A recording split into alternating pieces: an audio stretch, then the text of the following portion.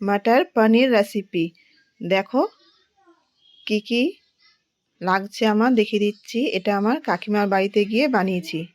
দেখুন,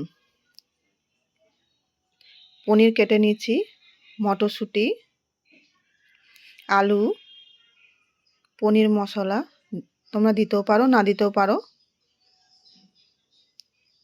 তেল, সর্ষের তেল, কাজু আর চালমগজ বাটা, আদা বাটা,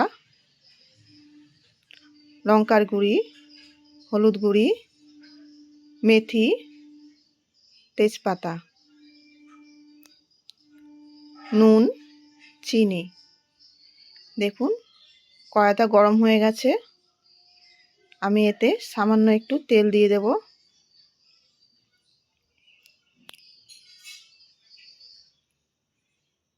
দিয়ে পনিরটাকে ভেজে নেব।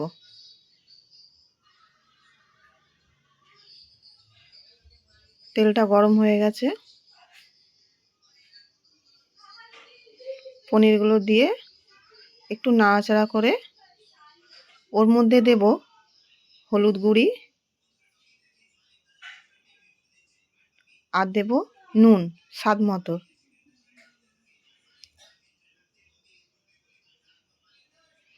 দিয়ে ভালো করে একটু নাড়াচাড়া করে ভেজে নেব। খুব বেশি ভাজবো না, পনির বেশি ভাজা যাবে না,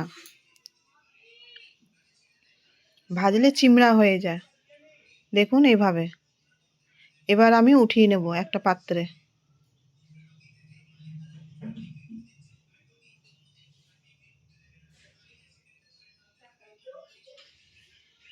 দেখুন, এরই মধ্যে একটু দুধ নিয়ে নিয়েছি, ওটা দেখানো হলো না, কাঁচা দুধ লাগবে। এরই মধ্যে আমি দিয়ে দেবো আলুগুলো।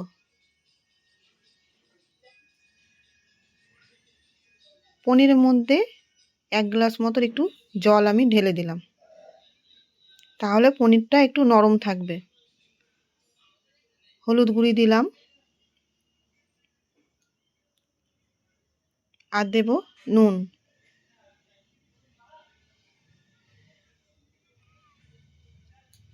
ভালো করে নাড়াচাড়া করে ওর মধ্যে একটু আমি জল অ্যাড করব। একটু জল দিয়ে আলুটাকে সেদ্ধ করে নেব। দেখুন, দিয়ে থালা দিয়ে আমি ঢেকে দেব।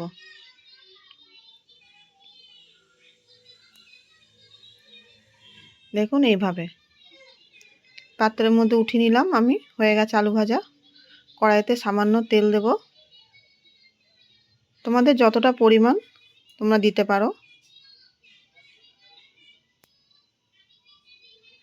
রান্নার পরিমাণে তেলটা নির্ভর করে। মেথি ফোড়ন দিয়ে দেব,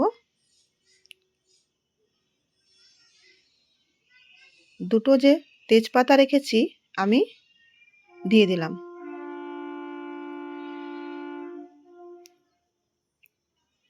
আর দিয়ে দেব আদা বাটা। আমার অতটা আদা লাগবে না, আমি সামান্যই দেব।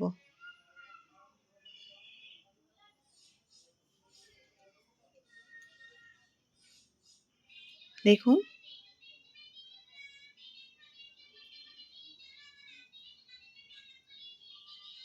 সামান্য একটু জল দিয়ে দিলাম। আদাটা প্রচুর ছিটকায়, তাহলে মশলাটা পুড়বে না একটু সামান্য জল দিয়ে দিলে। একটু নাড়াচাড়া করব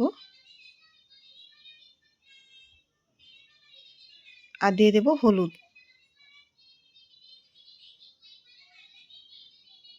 আর দিয়ে দেব লঙ্কার গুঁড়ি।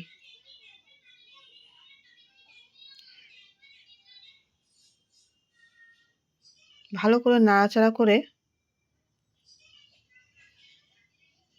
ওর মধ্যে দিয়ে দেব নুন। দেখুন,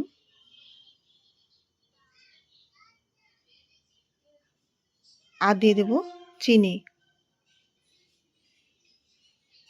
পরিমাণ মতোই দেবেন, যারা পছন্দ করে দেবেন, না হলে দেওয়ার দরকার নেই।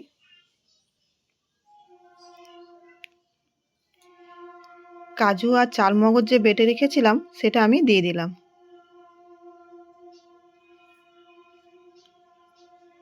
একটু ভালো করে নাড়াচাড়া করে ওর মধ্যে মটরশুঁটিগুলো আমি ঢেলে দিলাম। আমার কাকিমার বাড়িতে আজকে আমাদের নেমন্তন্ন ছিল, তাই রান্নাটা কাকিমার বাড়িতেই করা হয়েছে।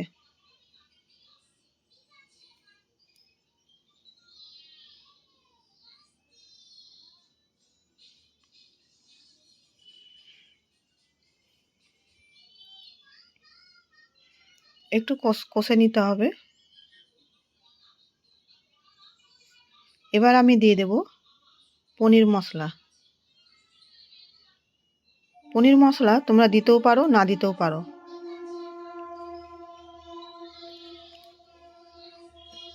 আমি এখানে 1 প্যাকেট পনির মশলা দিলাম।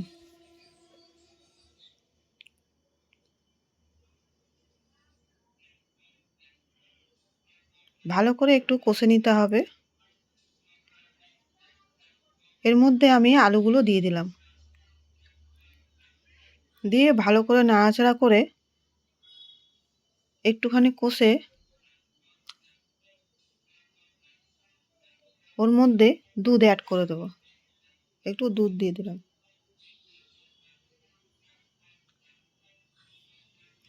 দেখুন, দিয়ে পনিরগুলো যে আমি জলে ভিজিয়ে রেখেছিলাম সেটা আমি দিয়ে দিলাম।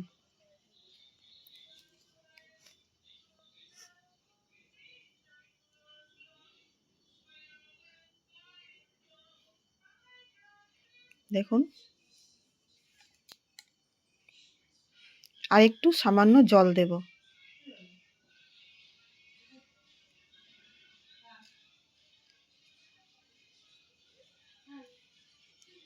দিয়ে ঢাকা দিয়ে দেব।